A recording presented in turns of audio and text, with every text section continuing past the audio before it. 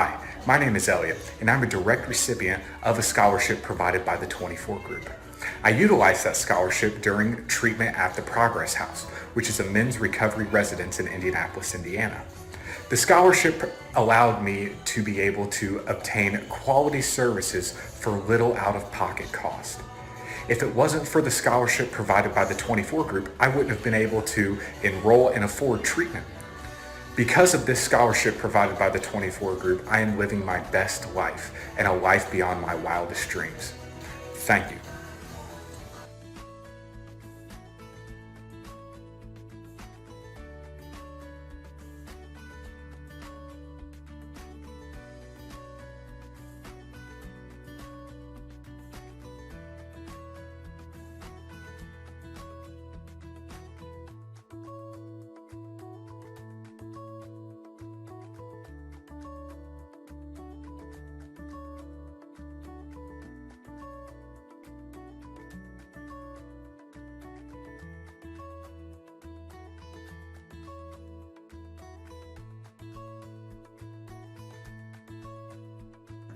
My name is Brandon Peterson, and I would like to thank the 24 Youth Group for giving this grant to Pathways. It's going to help me focus on my recovery and allow me to focus on changing my life. So I just want to say thank you. And before I was living on the streets, I was living in and out of shelters, and that was like for 2.5 years. And now I can finally focus on finding a home. And I just want to say thank you for that.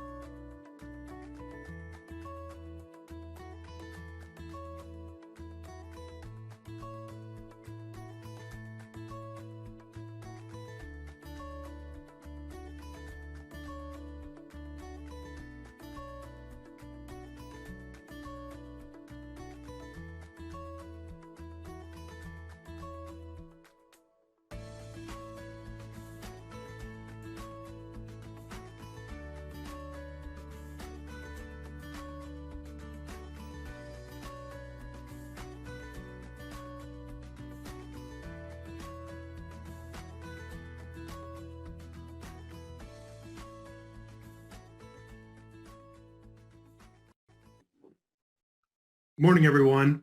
My name is Ben Gonzalez, and I'm one of the board members of the 24 Group.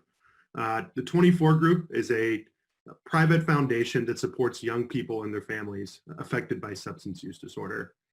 This is our very first virtual Hawk Walk celebration of recovery. So welcome, bear with us. This will be an adjustment for all of us, but we're also glad that we could all be here and join together. For myself, I'm glad that I could join. I recently moved to the East Coast. I'm glad that I could be a part of this celebration. It's something that we look forward to every year. Just a brief note, this year's celebration is being recorded so that at a later date, if those who couldn't join us want to see this celebration, we're able to jump on and join as well virtually. So as I said, the 24 Group is a private foundation that supports young people and their families affected by substance use disorder. The Hawk Walk is one of our annual events that we host to fund grants to support young people affected by substance use disorder. So before we jump into the presentation, I'd like to tell you a little bit about our mission and some of the things that we believe and how we support young people. We believe that those affected by substance use disorder in adolescence and young adulthood deserve support and advocacy just like any other disease. The 24 Group advocates that young people and their families by providing educational resources and grants to fund recovery support services. We promote that substance use disorder is a disease just like anything else and should carry no social stigma or shame. So our key focus areas are: one, to inform and educate. Like I said, substance use disorder is a disease. It shouldn't be shamed, shouldn't be stigmatized, but we all deserve treatment. We all deserve recovery. We also fundraise so that we can financially support things like recovery support services and treatment for young people affected by substance use disorder.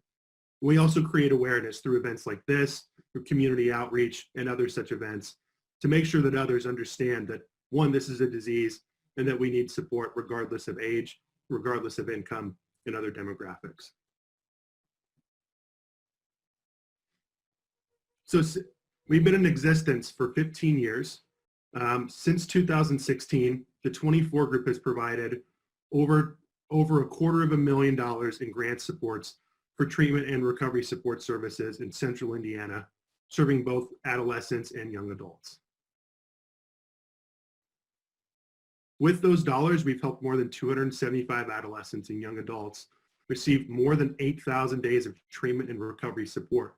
So for those of us who understand what recovery housing, many of those days look like us providing dollars so that young people affected by SUD have been able to stay in a safe and recovery-friendly environment as opposed to going back out on the streets into what would often result in a relapse and maybe not remaining in long-term recovery. So we'd also like to thank our sponsors. Many of the sponsors that we have for this year are repeat sponsors, so we're very grateful for their continued support. One of which is the Modern Woodman Financial. Second is the Oakland and Youth Organization for being our start and finish sponsors. Again, they're one of our long-term sponsors, so we're very grateful for their ongoing support. Our Hawk sponsor is the Heartland Unitarian Church. Again, another long-term sponsor, so thank you, Heartland.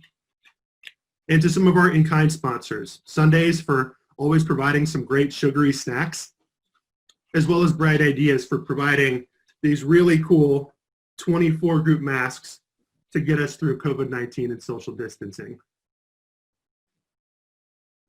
So one other thing I'd like to mention is that this year we were able to provide four grants to some great organizations. Those organizations were the Dove Recovery House for Women, Hope Academy Recovery High School, Pathway to Recovery, Progress House, and the Landing Place. I see somebody just asked how they can get masks. I was going to highlight this later, but these masks will be sent out to all those who have registered. They should be on their way at this point, so you should be getting them very soon. So we'll go ahead and jump into a couple of videos highlighting our mission, highlighting some of those who've been supported by our grants. So I'll go ahead and turn it over. And we'll first hear from Brian Foster, who shared a Flipgrid video with us. It's from the Progress House. So we'll share a little bit about how the 24 Group has affected his recovery. Hi, my name is Brian Foster. I'm a staff member at Progress House currently. About 5 years ago, I was actually a resident at Progress House. I used drugs and alcohol from age 15 to 25, so for about 10 years of my life. and it got so bad. I hit my rock bottom point, and I spent 6 months in jail, and I was being offered 9 months or 9 years in prison as a plea sentence. I really wanted to get better and get well, so I applied to Progress House, and luckily I was accepted, and I was able to, the judge was able to release me for treatment, and I was on house arrest, and I went to Progress House, and I was expecting like a halfway house full of guys using drugs and old homeless people, and just when I got there, I realized it was full of guys that were just like me, and they were just trying to get better. They were very welcoming when I got there. I had literally nothing to my name, not a cent. I went in with a pair of clothes that I got when I got out. I had that and some shirts I had ordered off commissary, and that's literally all I had in my name. Those guys, they gave me clothes, so I had enough clothes to wear the entire week. I just felt like for the first time ever, I had hope that I could do this. And I worked really hard from that point forward. And my life got a lot better. I got a job right away, and it was at a factory, and it was just enough to pay my rent. We got charged weekly, and we had to pay rent back then. So I went to work, and I would go in at 5 a.m. and every day that I would go in, I got offered drugs. And after a while, I kept saying, no, I'm in recovery. But I felt like eventually, if I have a bad day, I very well could say yes. And I didn't want to do that. So I went to the staff, and I told them I needed to quit that job because I felt like I was going to use. And they supported me in doing that. They said, why don't you help out around the house for the next few weeks until you can find a job. So I did that. And after the first week, my rent statement said that I had been scholarshiped the entire month or entire next 3 weeks rent. And I was just in shock and just very, very thankful for that. I felt like I was at a point where things were going good, and if I would have got kicked out of there because I couldn't pay my rent, I definitely wouldn't be doing this video today. I don't think, I know I wouldn't probably be sober, and I probably wouldn't be alive, to be honest. So that money just personally meant a lot to me, more than you guys could ever know. So from that point forward, I got another job and I started paying my rent. And from that point forward, I never had another problem paying rent. They actually offered me a job at Progress House on the weekends. Today my life is better than I could have ever imagined. I have a beautiful fiance. We just bought our first house up in Noblesville last year. We live there with our 2 beagles that we love to death. We actually have a baby girl that's due in January. We're getting married at the zoo next year, and life is just unbelievable today. And it just keeps getting better and better. And I really owe it all to people that were standing up and helping me, because I couldn't do it by myself. So I really appreciate how the impact that you have on our residents and really on our community. I moved my way up at Progress House. I'm now the director of operations, and I'm able to help a lot of people. And I see this ripple effect when I help people. And I hope you guys do too, because when you help one person, they in turn help 10 and so on. And you're making such a huge impact, I know, on our community and our recovery community.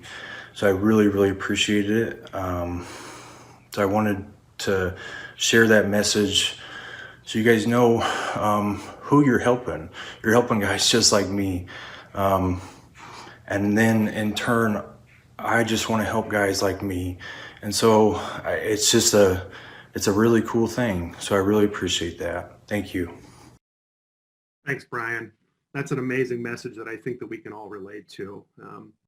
I think that it's clear that recovery and helping others with substance use disorder clearly does have a ripple effect. There's actually a statistic out there that for every one person that gets into recovery, 5 other people's lives are drastically affected, whether it be their family, their loved ones. But one thing I don't think that we always take into account is the other people in recovery that they'll then shepherd along the way. So I'm going to go ahead and turn it over to Dr. Jim Meacham, one of the founders of the 24 group, who's going to speak to us about recovery and some of the things that we do both within the 24 group and in his own path of helping people with substance use disorder. Good morning, everyone. I have to start out by saying that this really terrifies me.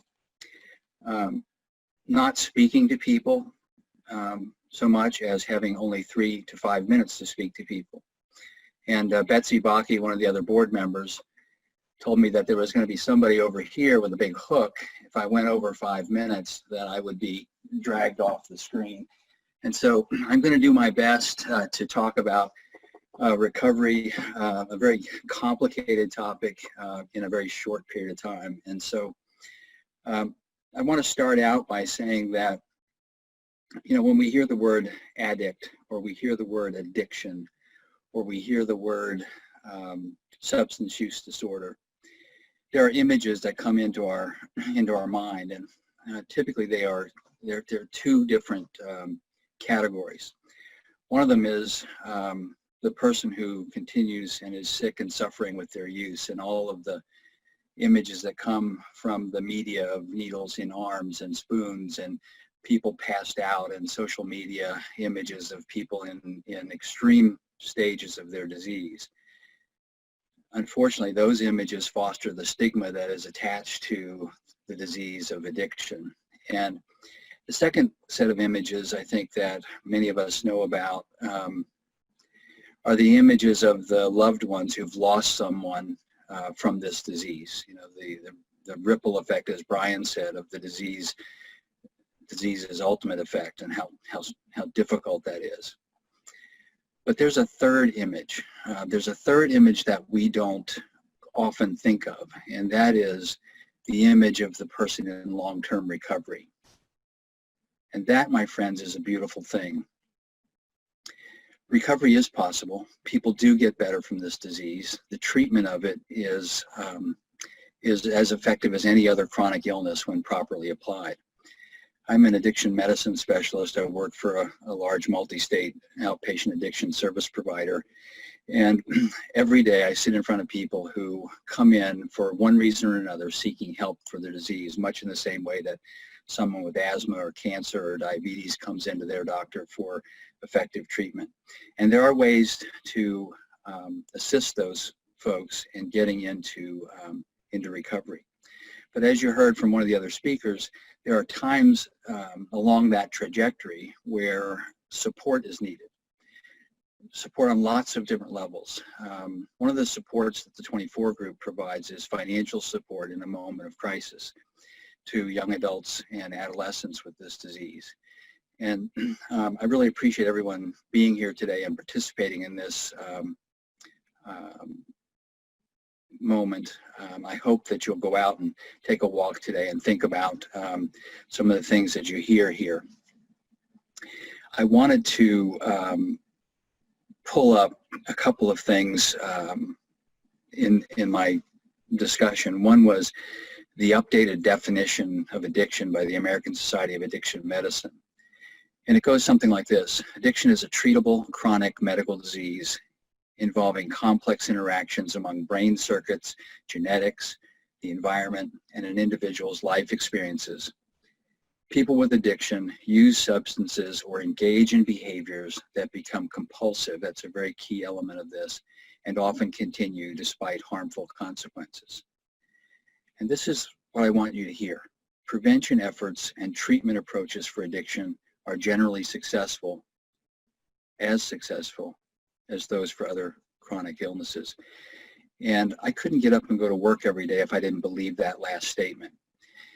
It is vital that we have support for persons with this disease on so many different levels. And I think Brian and Elliot, who was in the loop earlier. I mean, they're perfect examples of where that support coming in at the right time, the pivotal moment, takes them to this next step in the long journey of recovery.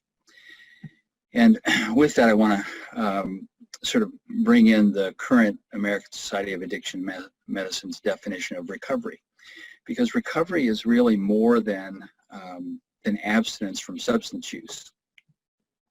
Recovery becomes a way of life. And I think you heard it in Brian's story.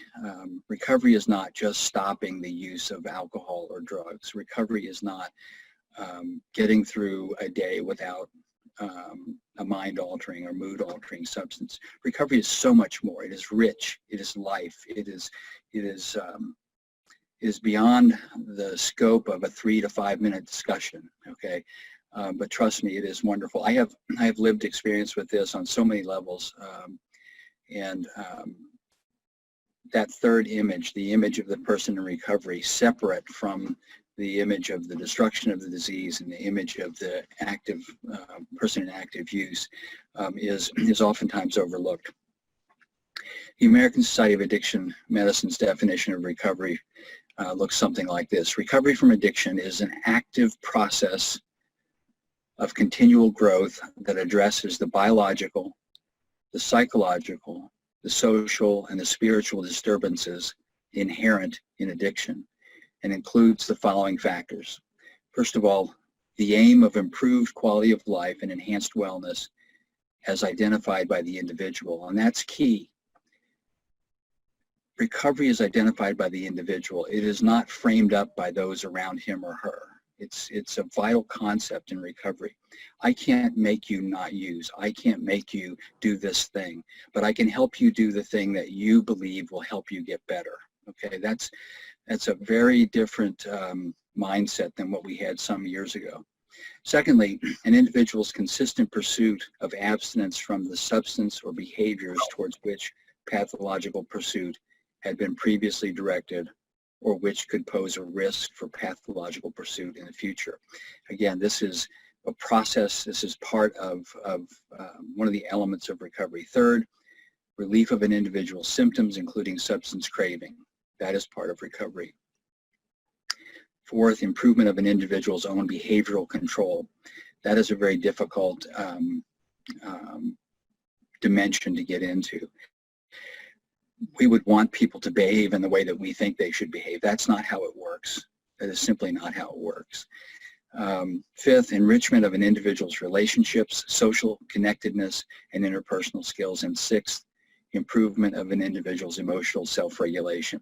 So there are a lot of dimensions to recovery. It's not simply the idea of abstinence from using substances. It's much broader than that. And so I want to thank the 24 group for their efforts in raising support for those in early recovery.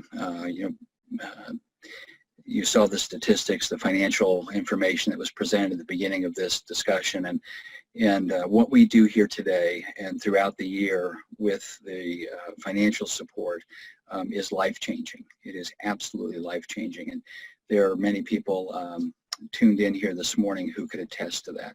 And I want to thank the 24 group for giving me the opportunity to speak, and I want to also point out to Betsy that I kept it under 5 minutes, and I'm grateful to be here. Thanks for having me. Thanks so much, Jim.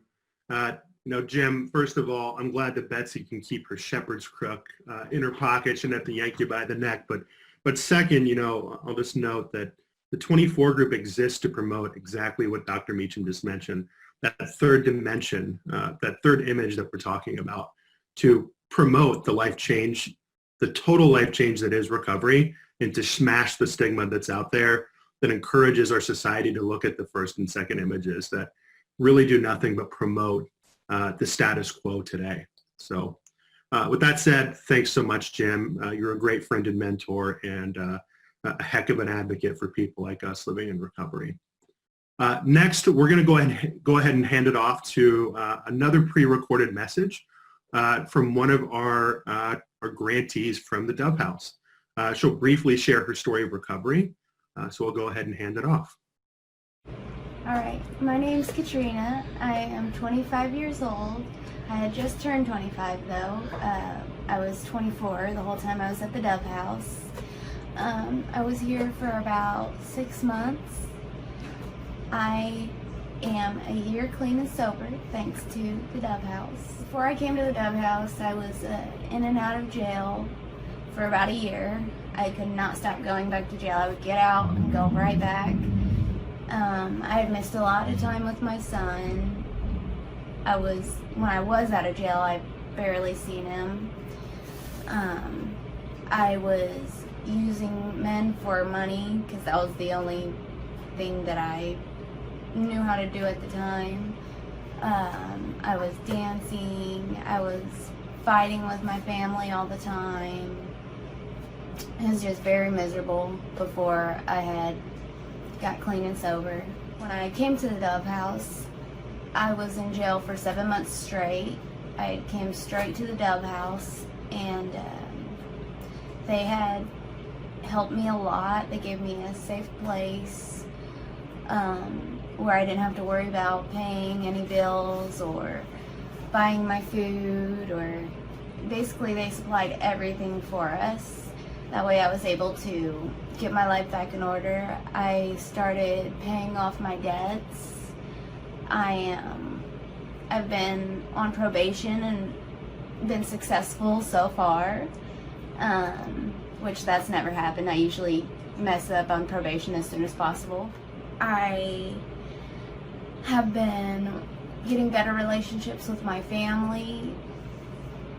Like the Dove House helped me with therapy. They helped me control my emotions and things that I wasn't able to do before.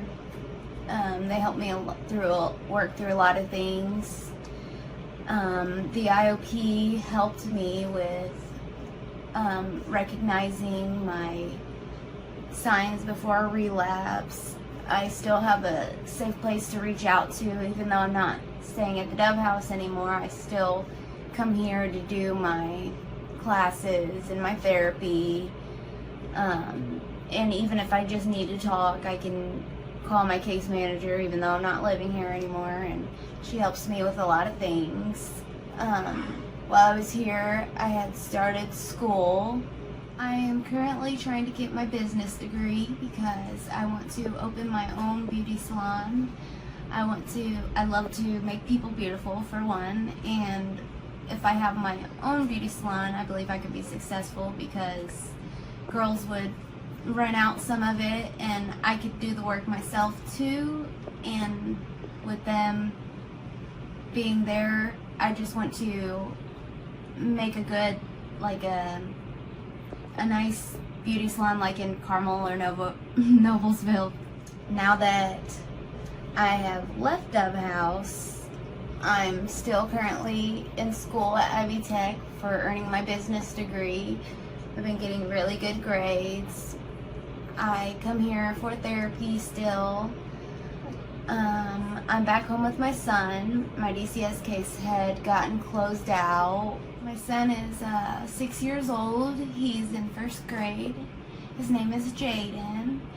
And he loves so much that I'm back home with him. I have been recently getting to help him with schoolwork, which when I was in jail, I had missed his whole first year of kindergarten, so it definitely feels really good to be able to help him and participate in his school.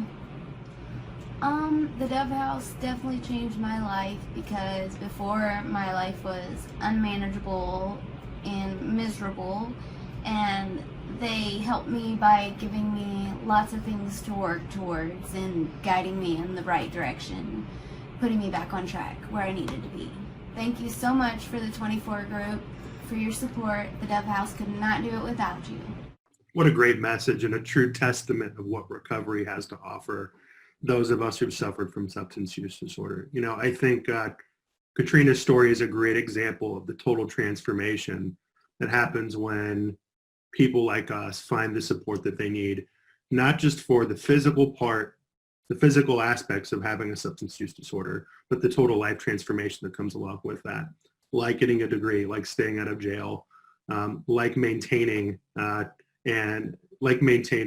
sense of normalcy that comes with being able to maintain recovery. And so we're grateful to partners like the Recovery House who've been able to provide that for folks like Katrina, and we're happy to see those transformations.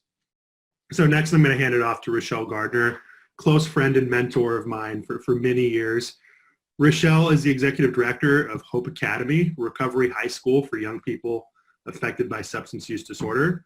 And she's going to talk about their new parent orientation program, funded in part by the 24 group, followed by a brief pre-recorded video from a parent and how they see this affecting their pathway. Go ahead, Rochelle. Well, thanks, Ben, and thanks to the 24 group. I feel like there's a lot of recovery advocates that we've been walking this journey, at least for the 15 years that Hope has been around. But as Ben said, my name is Rochelle Gardner. I'm the executive director and co-founder of Hope Academy. We are a recovery high school for young people who are struggling with substance abuse and helping them walk across the journey of recovery. 9th through 12th grade, mayor-sponsored tuition-free charter school. And a lot of the speakers, especially Dr. Meacham, talked about stigma, and stigma is really something we're fighting right now with our young people and our parents in regards to understanding the significance of drug and alcohol use, especially as we normalize marijuana across our country. Not really understanding the significance of how marijuana is affecting our young people.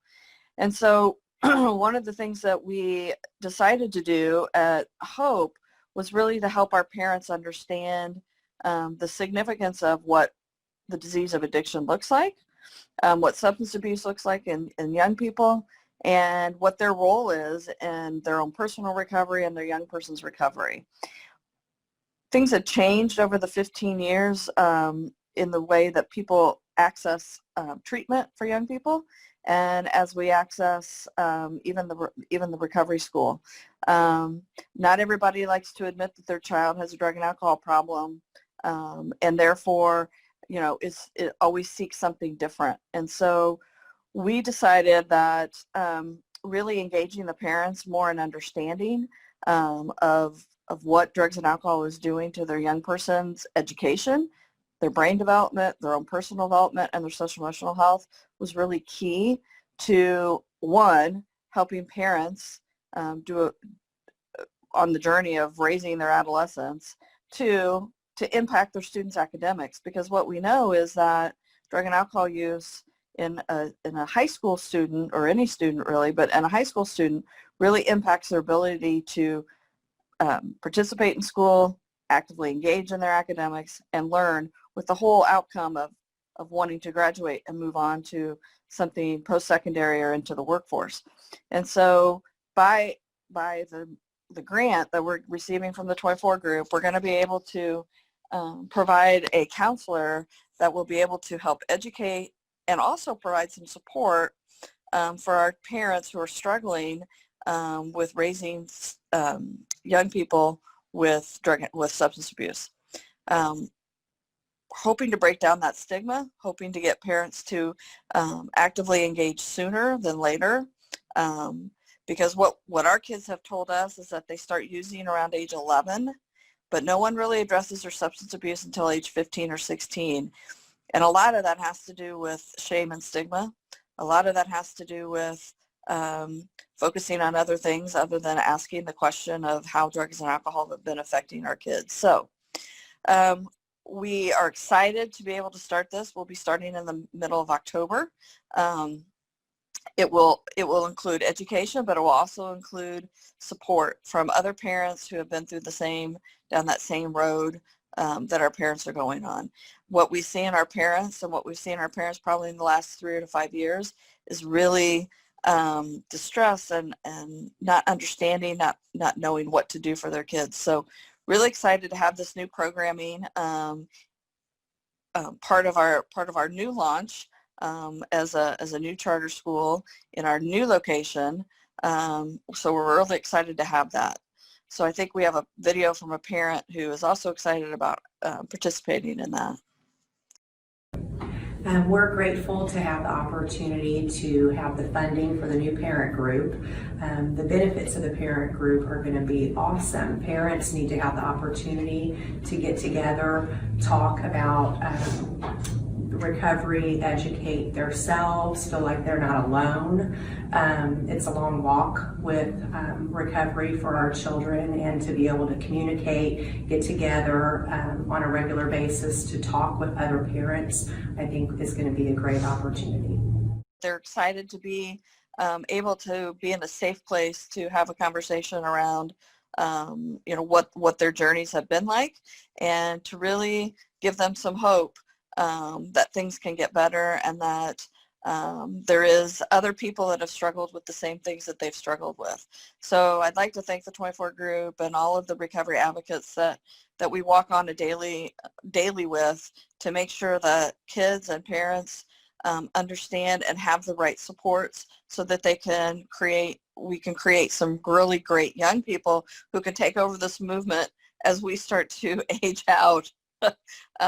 So great people like Ben and others that then will carry on and really hopefully crush the stigma issue that drugs and alcohol are for bad people and not just for sick people who are trying to get well. So thank you very much for all of your support. Thanks, Rochelle. Thanks for your leadership, and thanks for the amazing and unique program that you guys have at Hope Academy. For those that don't know, my career first got started at Hope Academy. I was actually their math tutor for a couple of years, and so it's a great organization. I've personally seen countless lives transformed by the services that they provide at Hope Academy. So thanks again, Rochelle. I'm now going to go ahead and hand it off to, we're going to have another pre-recorded video from the Landing Place in Greenfield. The Landing Place is a best way to describe it is a safe place where young people are able to come and gather and learn about mental illness, substance use disorder, and the psychosocial and spiritual effects of mental illness. Hello, Group 24. We are the Landing Place, and we wanted to come to you tonight to say thank you and talk a little bit about what we do here. Yes, so tonight is our normal program night on Wednesday, where we bring students in 13 to 19 to teach the principles of recovery. And so they're all behind us, and we teach the principles every week of recovery to our young people so they can go out and live a better life and make better choices. And they apply those recovery principles to all areas of their life. And because of you, Group 24, with your resources, your award to us for $5,000, we were able to buy more resources for them and to really help keep our doors open through the pandemic. Long before the pandemic happened, we were fighting an epidemic with youth recovery. And so we appreciate you, we thank you, and God bless you. Thank you! Thanks, Linda. Linda and her team are doing some truly amazing work in Greenfield, and clearly a passionate advocate for young people and recovery from all mental illnesses, but particularly substance use disorder. So thanks again, Linda, and great job. And we're going to go ahead and hand it off to Kim Manlove to tell his story and talk a little about the origins of the 24 group. Kim? Can you hear me? Yep, we sure can. Okay, all right. Well, thanks everybody. It's a terrific time here with all of you today.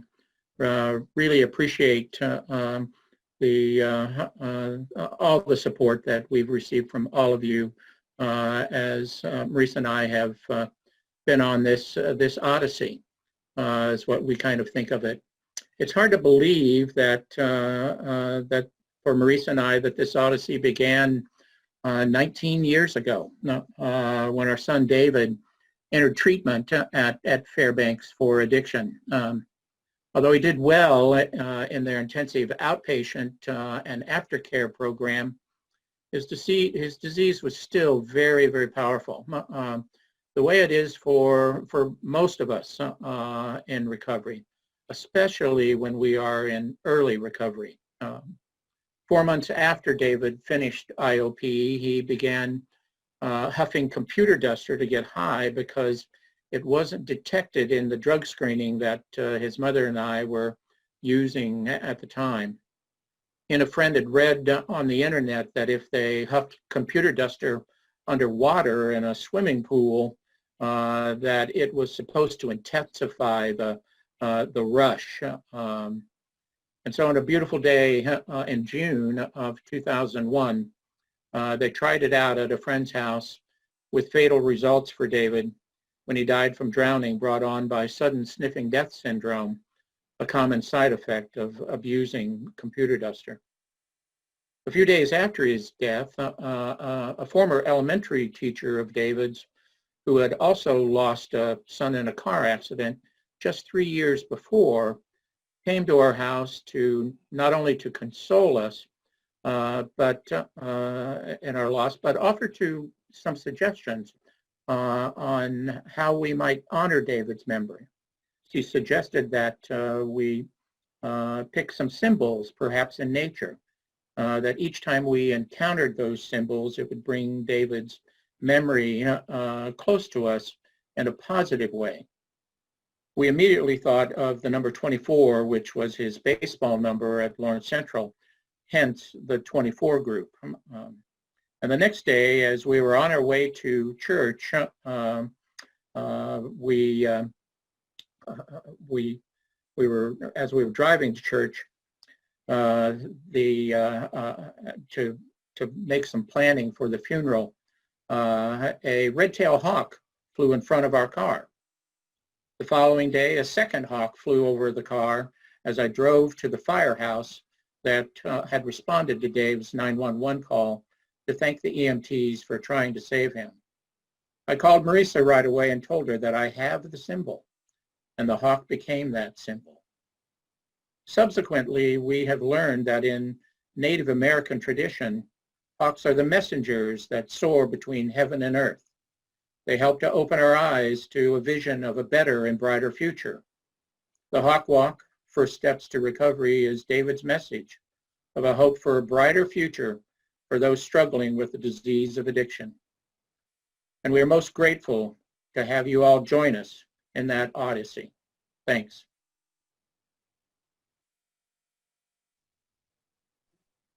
And I'll turn it back over to you, Ben. Kim, first of all, thank you for so openly and transparently sharing your story with others. I know many of us that have joined this program have personally been affected by Kim and Marissa's Man Love leadership in this space. And as Kim and I have discussed many times, sometimes recovery can really start on some of the darkest days of our lives. It can really turn into something beautiful. And I know myself and, like I said, many others on this call today, personally been affected by you and Marisa. So we thank you, and we look forward to continuing this odyssey with you. So just a few closing remarks. Like I said, I don't know if the video is pinned on me, but if it's not, it should be. Check out these amazing masks that are going to be coming your way soon. If you registered for the Hawk Walk, you'll be able to social distance and use your face covering with that. It's 24 group branded, and hopefully people will ask you what that's all about. So be on the lookout for those. They should be coming your way shortly. As you go throughout your day and you go on your walk or run, please do it at your leisure. This doesn't have to be something that's done on our time. This is on your time at a location of your choice. Like I said, if you have your mask, be sure to wear your 24 group masks and take plenty of pictures during your walk and run. If you'd like, please post them on social media with the hashtag 2020 Hawk Walk, or post on the Hawk Walk Flipgrid site. All registered participants, on top of getting their mask, you'll also receive an email with a coupon for a free scoop of ice cream from in-kind sponsors, Sunday's Home Ice Cream. We'll also send out a link to the recorded program that'll be posted on the 24 group website, and participants will be notified when it's available for your viewing. So again, thanks so much for joining us. It's never too late to donate. I saw that a couple of our board members and some of our participants posted the links. So if you'd like to support some of the amazing work that's happening at some of our partner organizations, please give. We can't do this without you. Just in closing, thanks again for joining us. Like I said, many of us on the call have personally been affected by substance use disorder, whether directly or through a family member. We can't do this alone. We can't do this by being silent. So I encourage you, speak up, be an advocate, and live your recovery out loud. So enjoy the rest of your Saturday. Enjoy your fun walk and run. And thanks for joining us, everyone.